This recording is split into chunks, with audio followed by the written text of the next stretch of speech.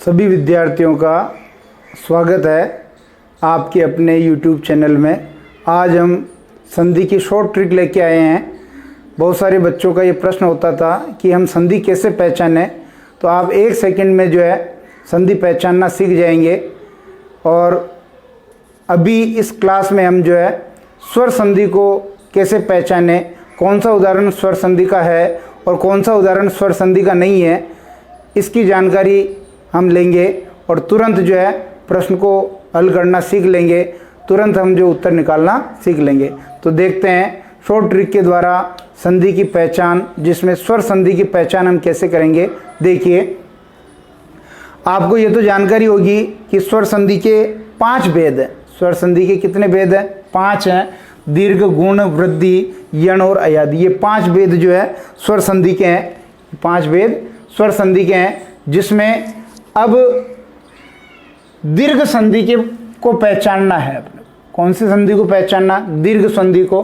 तो ध्यान देना, दीर्घ संधि में दीर्घ स्वर यानी बड़ी मात्रा होगी। आ की, ई की, ऊ की, ये मात्रा आ की इस तरह से लगेगी, ई की इस तरह से लगेगी और ऊ की मात्रा इस तरह से लगेगी। तो जहाँ जहाँ भी आ की, ई की और ऊ की मात्रा आ रही है, वहाँ जिस उदाहरण में ऐसी मात्राएं आ रही है उसको हम पहचान लेंगे कि ये दीर्घ संधि का उदाहरण है। जैसे यहाँ देखिए, रामानुज आ की मात्रा, सेनाध्यक्ष आ की मात्रा, रविंद्र ई की मात्रा, परीक्षा ई की मात्रा, लघुत्तर ऊ की मात्रा, भानुदय ऊ की मात्रा। तो यहाँ सभी उदाहरणों में जो है दीर्घ संधि है। ये सब दीर्घ संधि के उदाहरण है। दूसरा देखिए, गुण संधि। जब गुण संधि के बारे में पूछे तो ऊपर केवल एक ही मात्रा हो। ऊपर कितनी मात्रा हो? केवल एक मात्रा हो। जैसे ए एक मात्रा, ओ की भी एक मात्रा, और अर जिसमें ये रे जो है ये आधा मात्रा के रूप में ऊपर लगा होगा। गुण संधि में ए ओ अर होता है। जैसे पहचानेंगे, सुरेंद्र ए की मात्रा, महेंद्र ए की मात्रा, परोपकार ओ की मात्रा, महोदय ओ की मात्रा, महर्षि या अर आ रहा है तो रे माथे पे बैठा अर, सीतर्तु इसमें भी अर आ रहा है तो रे माथे पे बैठा। कुल मिला के जो माथे पे बैठा है वो रे आधा है, जो माथे पे बैठ जाता है वो रे आधा है। तो यहाँ हम पहचान लेंगे कि गुण संधि है, ए ओ अर हो रहा है। फिर देखिए, वृद्धि संधि। अब नाम से स्पष्ट है कि वृद्धि संधि यानी मात्राओं में वृद्धि हो जाएगी। किसमें वृद्धि हो जाएगी? मात्राओं में वृद्धि। जैसे ऊपर मात्रा में वृद्धि होगी, पहले 1 थी तो वृद्धि होगी, तो अब कितनी होगी? 2। जैसे ऐ में 2 मात्रा, औ की भी 2 मात्रा, ऐ की 2 मात्रा और औ की 2 मात्रा। जैसे देखेंगे, धनेशना ऐ 2 मात्रा, महेश्वर्य ऐ 2 मात्रा, जलोग औ 2 मात्रा, वनौषध 2 मात्रा।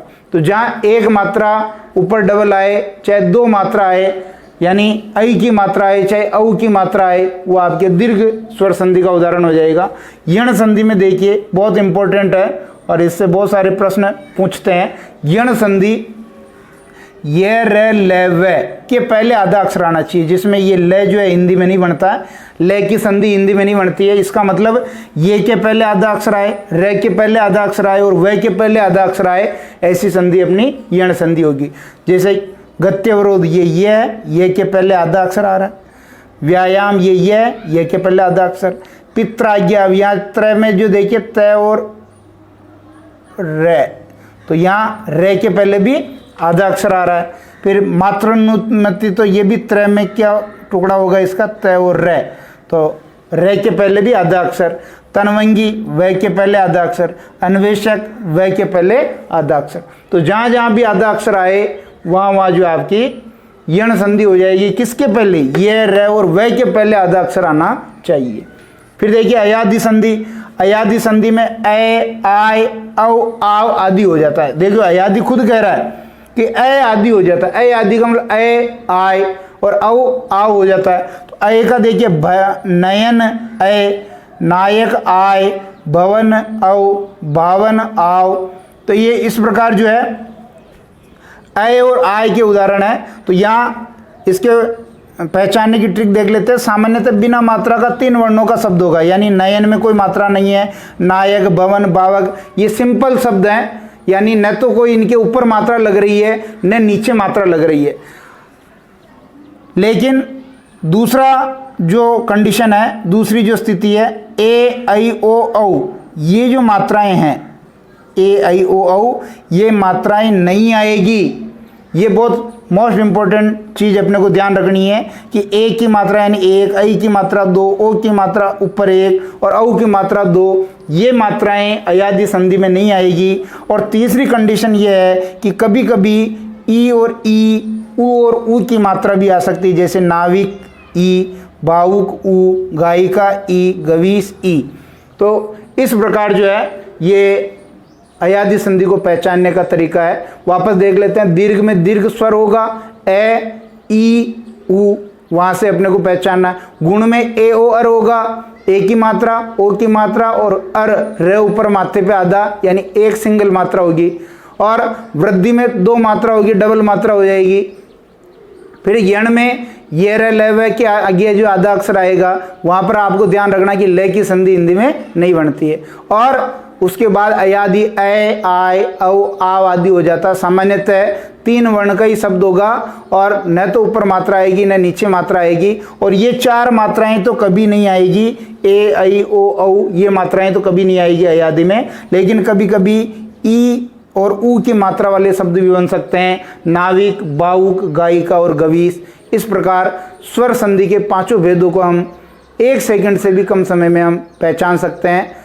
मैं आशा करता हूं कि ये स्वर संधि को पहचानने की जो क्लास है, ये जो ट्रिक है, ये आपको अवश्य पसंद आई होगी। और यदि ये आपको पसंद आई है तो इस वीडियो को लाइक करें, शेयर करें और सब्सक्राइब करें ताकि ये ज़्यादा से ज़्यादा लोगों तक पहुंच सके और हर विद्यार्थी इस क्लास का जो है लाभ उठा सके।